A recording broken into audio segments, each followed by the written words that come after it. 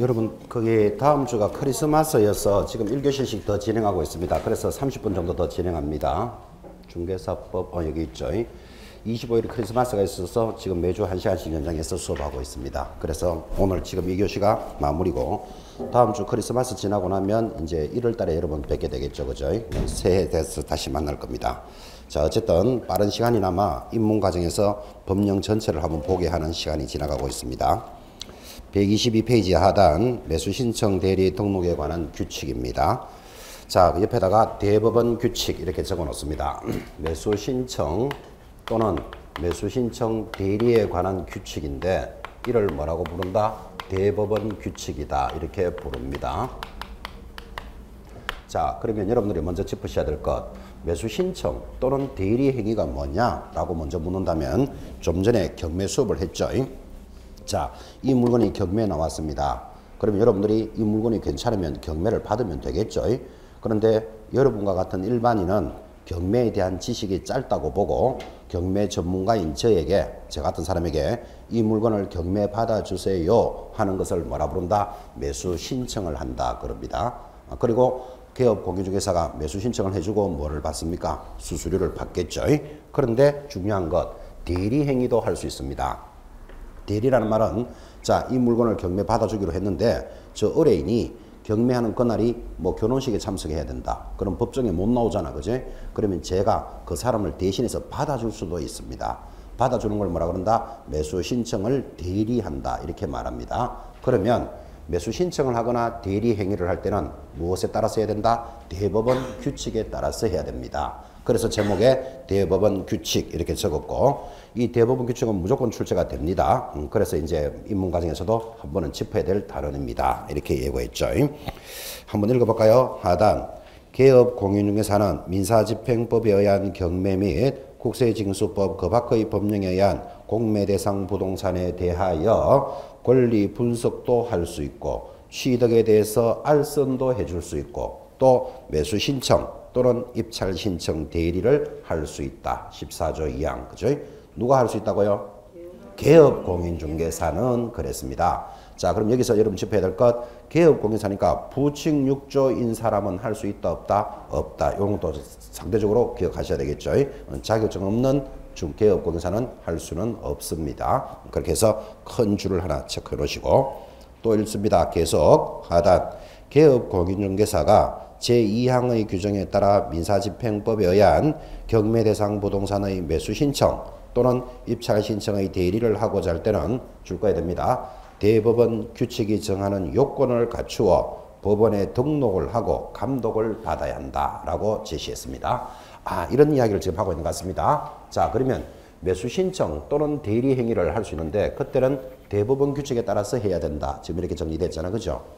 여러분, 경매 사건도 소송사건입니다. 소송사건이라는 말은 저 사람이 돈을 안 갚아주니까 지금 경매가 진행되잖아. 그죠? 그래서 이것도 소송사건인데 우리나라 법에는 소송사건을 대리해 줄 수 있는 사람은 변호사밖에 못합니다. 그래서 여러분 잘 알다시피 어떤 사람과 어떤 사람이 소송이 일어났다. 그러면 당사자가 나가도 되지만 당사자들은 법률적인 지식이 짧잖아. 그죠? 그래서 전문가인 변호사에게 당연히 수임료를 주죠. 돈을 주고 나 대신 대리 행위를 해주세요 할 수 있는데, 소송사건의 대리는 누구밖에 못한다? 변호사밖에 못합니다. 이게 우리나라 법입니다. 그래서 여러분들이 지금 변호사들이 1년에 뭐 1000명씩 쏟아지는 세월이니까 뭐 변호사 자격증이 좀 가치가 하락됐는지 이런 말을 하지만 우리나라의 최고급 자격증이 그래도 변호사 자격증입니다. 그렇죠?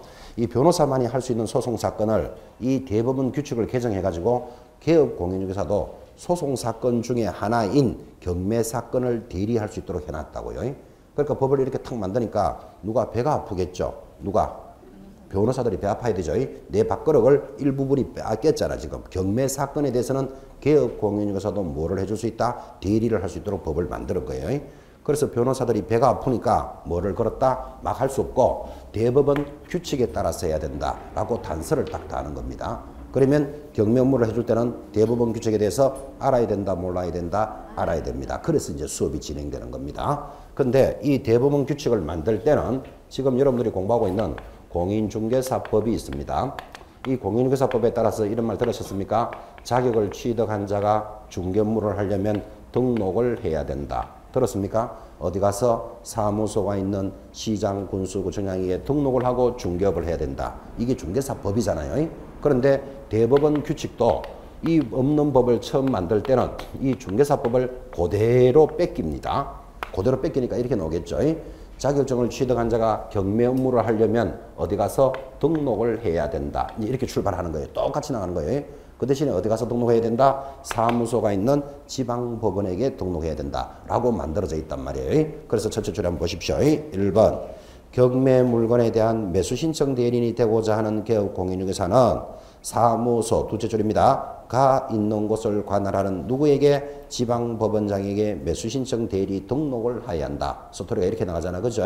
그래서 이 중개사법을 그대로 뺏겨서 뭐를 만들었다? 대법원 규칙을 만들었습니다. 그런데 차이 나는 것들만 짚으시면 되겠죠. 자, 예를 들면 사무소는 어디 가서 등록한다고요? 사무소가 있는 시장, 군수, 구청장인데 경매 업무를 할 때는 사무소가 있는 지방법원장 이런 게 차이점이잖아요. 그죠? 절차는 똑같은데 그런 부분만 다르단 말이에요. 자, 그래서 나중에 여러분들이 대법원 규칙에 대해서 자세히 공부할 시간을 가지겠지만 일단 뭐부터 돼 있어야 된다? 중개사법이 완결하게 딱 돼 있어야 돼. 그죠? 그래야지 차이 나는 걸 딱 짚어낼 수 있잖아. 그죠? 근데 여러분들은 지금 입문 과정에서 공인중개사법도 겨우 이제 한번 들을 말똥 지나왔잖아. 그죠? 그래서 대법원 규칙을 다 한다는 건 말이 안 맞단 말이에요. 중요한 공인중개사법도 아직까지 정리가 안 돼 있는데, 그죠?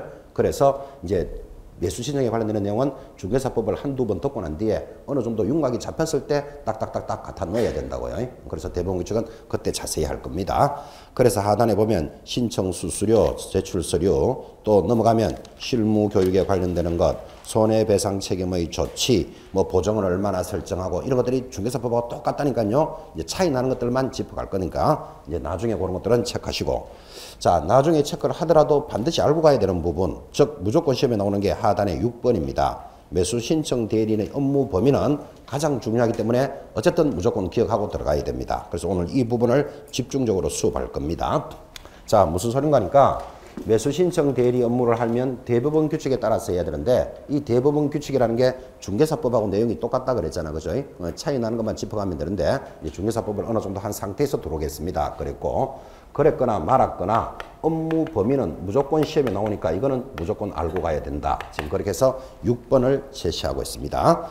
자, 매수 신청 대리의 업무 범위 매년 시험에 나옵니다. 그래서 업무의 범위라는 말은 업무를 할 수 있는 게 모두 몇 가지가 있다? 7가지가 제시되어 있고 무조건 시험에 나옵니다. 이렇게 전달했는데, 자, 이 7가지는 막 외우면 안 됩니다. 왜 외우면 안 되는가 하면 경매라는 성질을 이해하고 계셔야 되니까 경매라는 성질은 이렇게 되겠죠.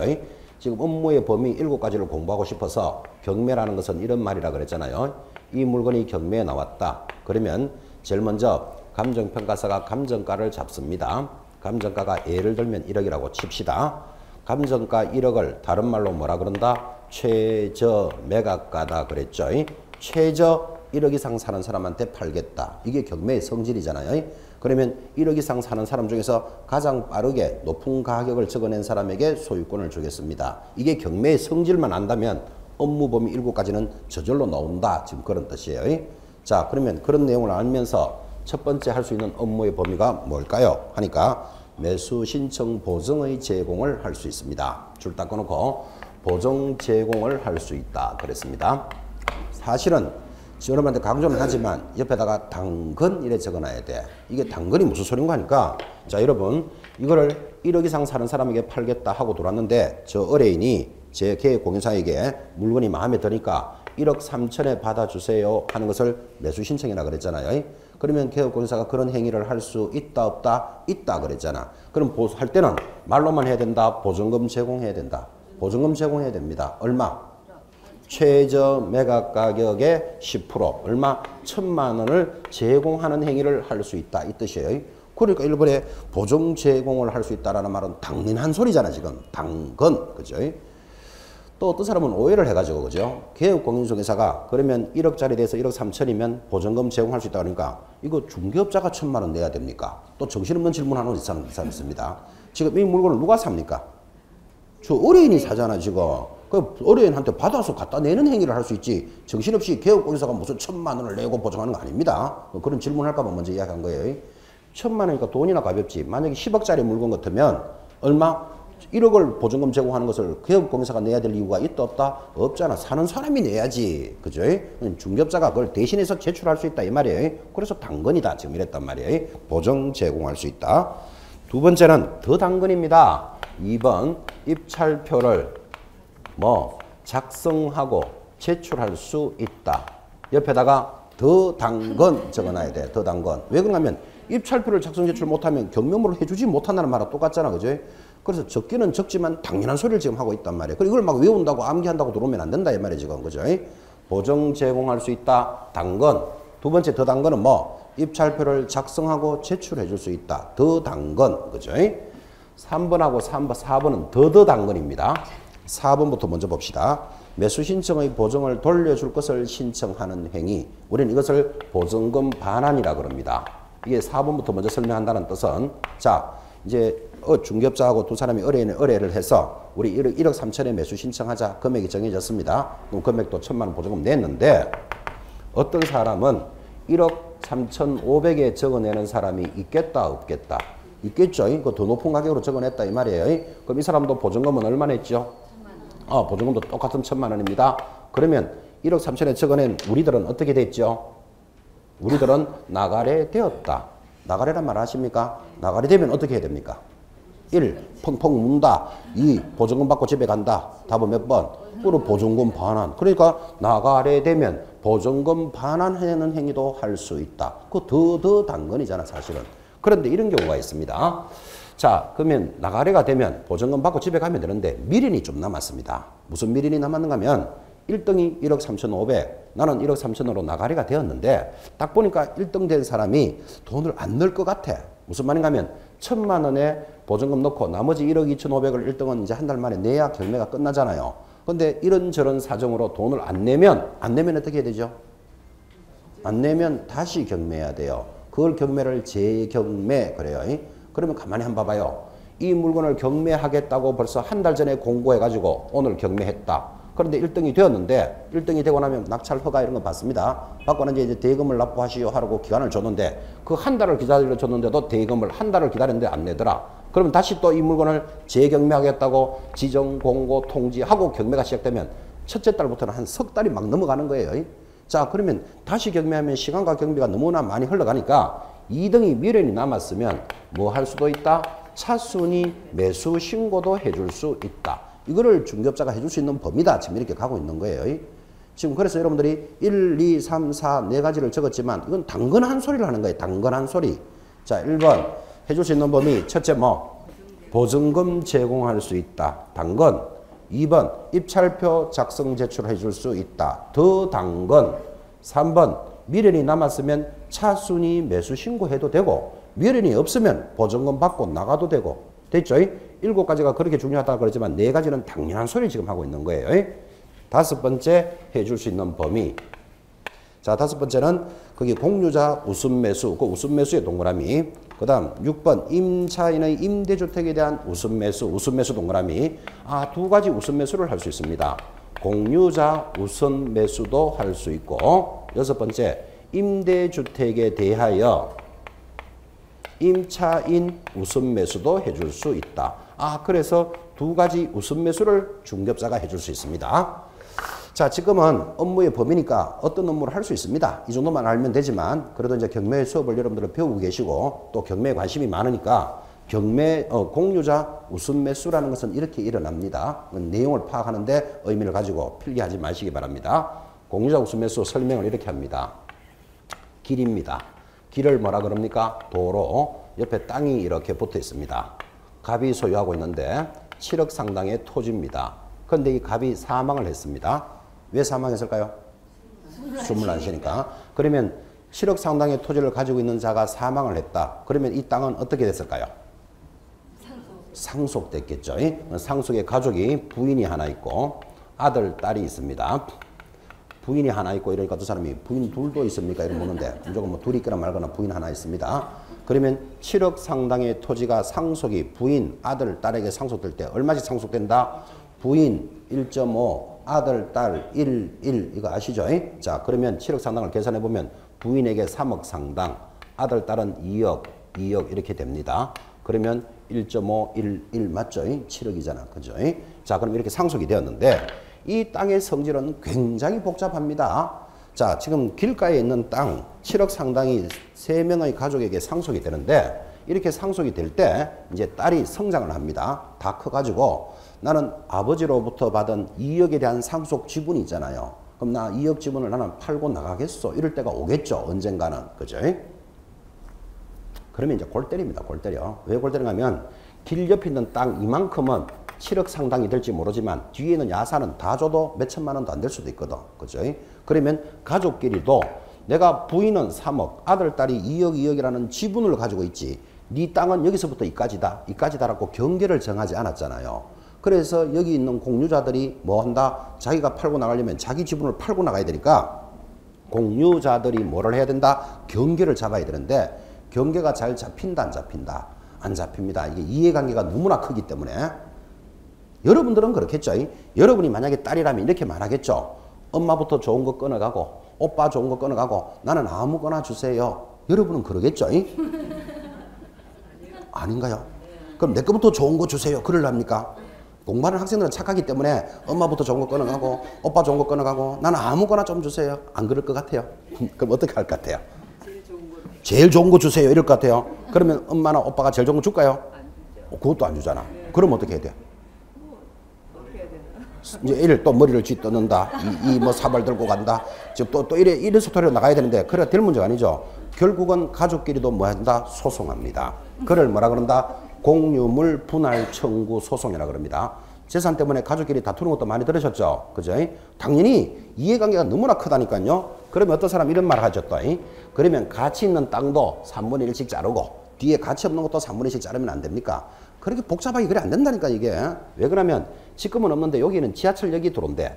지하철역이 이제 들어온다고 개통이 확정되면 이 땅은 한 평에 수천만 원씩 넘어가고 있다고. 그럼 요것도 또 이렇게 3등분 잘라야 돼. 이게 보통 일이 아니라니까 이게 지금 그죠? 그래서 결국은 가족끼리도 합의가 안 되면 소송해야 되고 이를 공유물 분할 청구 소송이라 그럽니다. 자, 소송을 하면 판사도 줄을 이렇게 해라. 마음대로 끌 수 있다 없다? 못 꺼요. 이해관계가 너무나 첨예한 것을 지가 마음대로 못 끊는다니까요. 그러면 소송을 하다가 안 되면 결국은 판사가 뭐라고 이야기하는가 하면 팔아라. 팔아가지고 3대, 2대, 2대를 가져가라. 이게 마지막 소송 판결이에요. 경기가 그만큼 자르기가 힘들다는 뜻이에요. 자, 그러면 이렇게 복잡한 땅에 예를 들어서 아들이 빚이 많아요. 빚이 많으니까 돈 빌려준 사람이 야 부채를 갚아라 이랬겠죠. 부채를 갚아라 그러니까 아들이 뭐라고 하는가 하면 나 재산 없어 이러고 있는 거예요. 그런데 채권자들이 딱 보니까 아 자기 재산은 없지만 아버지로부터 받은 상속 지분이 2억이 있다는 걸 발견하는 거예요. 그러면 그 지분에 대해서 뭐가 일어난다? 경매가 일어난다고. 그래서 여러분들이 하나 배울 것. 아, 지분도 경매할 수 있구나. 이걸 하나 기억하시고. 자, 이 지분을 경매했는데 드디어 K라는 사람이 1억에 낙찰 받았어요. 잘 받았다? 못 받았다?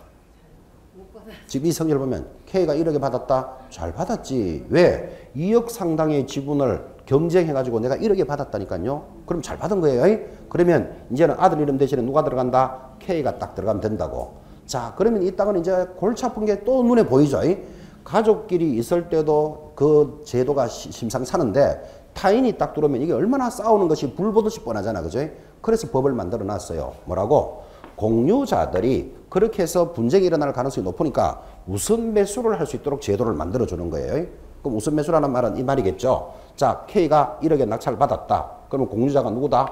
부인이나 딸이 당신이 낙찰 받았어. 내가 그 대금 1억으로 먼저 사교소를 주장할 수 있다니까요. 그걸 뭐라고 부른다? 공유자 우선 매수. 왜 이렇게 만들어놨다? 소유자를 줄여야 분쟁이 줄어들기 때문에. 그죠? 그러면 예를 들어서 딸이 당신이 1억에 낙찰 받았으니까 그럼 내가 1억에 먼저 사겠소. 우선 매수를 할 수 있는데 그러면 여러분이 K라도 쉽게 그래라. 준다 못 준다? 못 주지. 이 땅이 경기도 용인에 있는 땅인데 이 지분을 낙찰 받으려면 벌써 땅에 몇 번이나 가봤겠죠. 서류도 몇 개나 떼봤겠죠.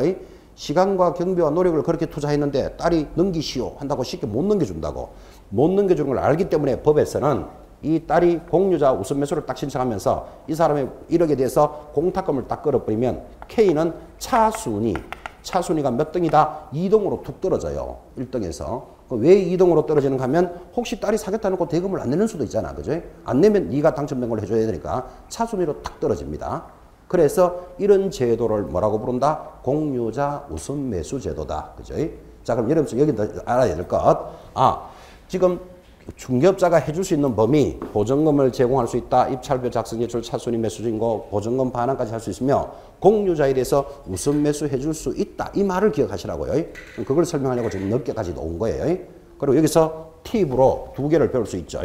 하나는 지분도 경매하는구나. 이거 하나 배울 수 있고 팁으로. 두 번째 팁으로는 여러분이 만약에 K라면 이런 지분을 경매받을 필요 있다 없다? 없다. 이것도 기억하셔야 돼요. 내가 힘들게 받아봤자 남 좋은 일을 시킨다. 이런 말도 느낌을 가지셔야 돼요. 그래서 지분 경매는 초보자들은 들어가면 안 돼요. 왜 그러면 경매 물건이 많고 많은데 굳이 골치 아픈 거 이런 거 받아가지고 머리 아플 이유 있다 없다? 없다. 경매 물건은 많고 많은데, 그죠? 초보자들은 이런 물건에 들어가면 안 돼요. 그런데 이제 경매 선수가 되면 이런 물건만 찾아다니는 사람이 있어요. 골치 아프고 말썽 많은 곳에 뭐가 있다? 수익이 높기 때문에 그래요. 그러면 이런 K는 차순위 떨어지면 어떻게 대책을 세우고 아니면 차순위 공유자 신고가 안 들어오면 내가 이 땅을 낙찰받아서 이 땅에 대한 사용료를 받는다든지 이게 나중에 도로가 개설되면 뭐 보상금을 받는다든지 여러 가지를 생각하고 들어가는 사람들이에요. 그런 사람들을 보고 뭐라 부른다? 선수예요. 초보자들은 그 정도 수준 안 되면 안 들어가는 게 애초부터 낫다고. 왜? 남 좋은 일 시킨다. 팁으로 기억하셔야 돼요.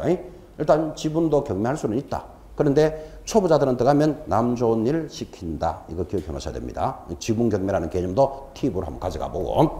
자, 그 다음에 우선 매수에 대해서 두 번째 또 뭐가 있다? 임대주택에 대해서 임차인 우선 매수도 할 수 있습니다. 우선 매수를 두 개 할 수 있는데, 자, 이건 또 이런 이야기를 합니다. 지금 여러분 아파트를 이렇게 지으면 그죠? 소액 임차인들 아니면 서민들을 위해서 임대주택을 몇 프로는 지어라. 이런 법이 있습니다. 그걸 뭐라 부른다? 임대주택법이라 그럽니다. 이런 아파트 단지에 1000세대가 살아도 A동, B동, C동은 임대주택이다. 이런 말 들어본 적 있죠? 그게 임대주택이 있다고요. 그러면 임대주택이라는 말은 빌린 주택이잖아요. 이게 임대. 아직까지 내가 살아도 주인은 아니잖아요. 그러면 이게 통상 5년 지나면 또는 20년이 지나면 당신 것으로 해주겠다. 이게 임대주택입니다. 그러면 예를 들어서 월 20만 원씩을 20년을 넣으면 소유권을 나중에 주겠다. 이게 이제 임대주택의 대표적인 성질인데, 자, 이런 임대주택에 살고 있는 임차인이 있는데 이 아파트를 지을 때 공사비를 못 냈다든지 이렇게 되면 경매 처분되겠죠. 부도가 났다. 이러면 그죠? 그래서 드디어 K라는 사람이 낙찰을 받았습니다. 그러면서 K가 이 임차인 보고 예, 내가 낙찰 받았으니까 당신 나가시오. 이러면 임차인이 보호가 안 된다고. 그래서 임대주택법에서는 임차인이 이 물건이 낙찰되면 내가 먼저 살 권리를 준다고요. 그걸 임차인 우선 매수도 중개업자가 해줄 수 있다. 지금 그 이야기를 하려고 그러는 거예요. 이 단원을 설명하려고 꼭 비교하는 설명을 합니다. 이해하라고. 질문이 많이 돌아요. 어떤 질문? 이런 게 돌아요. 자, 이게 아파트인데 지금은 임대주택 아닙니다. 일반적인 아파트입니다. 이게 시세가 예를 들어서 2억이라고 칩시다. 근데 1번에 저당권이 1억 5천이 설정되어 있습니다. 그런데 2번에 임차인이 5천만 원의 보증금을 삽니다. 자, 딱 보니까 2번 임차인 골치 아프다 안 아프다? 딱 보는 순간 2번 임차인 골치 아프다 이런 느낌 많이 되죠? 왜? 시세가 얼마? 2억짜리 아파트가 경매 처분되면 2억보다는 낮게 낙찰되겠죠. 예를 들어서 1억 5천에 낙찰되었다면 1번 저당권 주고 나면 나는 꽝 된다니까요. 그럼 보증금 날아간다 이 말이잖아. 그죠? 그러니까 2번 임차인은 답답하다니까요. 그래서 살아가면서 여러분들은 시세가 2억쯤 되는 것에 선순위 저당이 1억 5천 있으면 여기는 전세를 안 들어가야 된다고. 됐죠? 그런데 세상을 살다 보면 꼭 이렇게 몰라서 못 들어가는 게 스스로 위험에 빠지는 수가 생겨요. 어떻게 생각하면 원래 시세가 3억이었어. 3억일 때는 선순위가 1억 5천 있어도 내 5천 들어갈 때는 막 그런 대로 조금 불안하지만 괜찮았잖아요. 그래서 무리하게 들어갔다니까요. 요새 집도 없는데. 그래서 무리하게 들어갔는데 시세가 솔솔솔 떨어져가지고 2억까지 갔다니까요. 갑자기 위험에 빠지는 수도 있고 또 이런 걸 몰라서도 들어가는 수도 있다고. 그러면 이제 2번 임차인이 심각하게 고민을 하는 거예요. 이게 경매 처분되면 이제 5천만 원 날아간다. 근데 가만히 손 놓고 있을 수가 없고 잘 생각해 보니까 내가 이 물건을 얼마에만 1억 5천에만 낙찰을 받을 수 있다면 1번 다 주고도 나는 빵이죠. 빵이라도 집이 남았잖아. 그러면 결국은 5천만 원을 회수할 수 있으니까 내가 먼저 받으면 됩니까? 라고 질문을 많이 한다. 지금 이 말이에요. 그런데 일반인들은 자기가 사는 주택이 경매 처분되면 세입자가 먼저 받을 수 있다고 생각하는 사람 많습니다. 그런데 답은 X입니다. X. 이게 임대주택일 때는 임차인이 우선 매수하는 제도가 있지 일반 주택에는 이런 제도가 없다니까요. 그래서 이렇게 비교해서 이해하라 이 말이에요 지금. 그죠? 이런 경우를 많이 생각합니다. 우리 주택이 내가 살고 있는 집이 경매 처분되면 임차인 내가 먼저 받을 수 있다고 생각하는 사람 의외로 많습니다. 어디에서만 그게 가능하다? 임대주택에서만 가능하다. 비교해서 기억하라 이 말이에요. 다 했죠? 이제 마지막 7번째입니다. 7번째가 뭔가 하면 5번과 6번의 행위를 포기하는 행위도 해줄 수 있습니다. 또 이게 무슨 소린가 하니까 자 우선 매수가 딱 들어오면 낙찰받은 사람은 몇 동으로 내려간다? 2동으로 탁 떨어진다 그랬죠. 왜 2동으로 떨어지는가 하면 이 낙찰받은 사람이 돈을 안 낼 수도 있기 때문에 안 내면 다시 1동으로 돌려주는 게 되니까 2동으로 탁 떨어지는데 이 공유자들이 우선 매수가 들어오면 포기할 일이 거의 있다 없다? 거의 없습니다. 포기할 것 같으면 들어오지를 않았을 거니까 거의 다 대금을 납부한다니까요. 그러면 차순위로 떨어져 봤자 나는 꽝이잖아. 그죠? 그러니까 차라리 5번과 6번 공유자 우선 매수, 임대주택, 임차인 우선 매수에 대해서 차순위로 되어 있는 것을 나는 포기하는 것도 해줄 수 있다. 지금 그 이야기를 하고 있는 거예요. 자, 그래서 가장 중요하다는 단원입니다. 매수 신청 대리에서 시험에서 빠진 적이 없는 단원 이 7가지 범위는 기억하셔야 되는데 보기보다 범위가 쉽다, 어렵다. 쉽습니다. 첫 번째 그림 보면서 기억해요. 당근이죠. 첫 번째 줄 수 있는 거 뭐?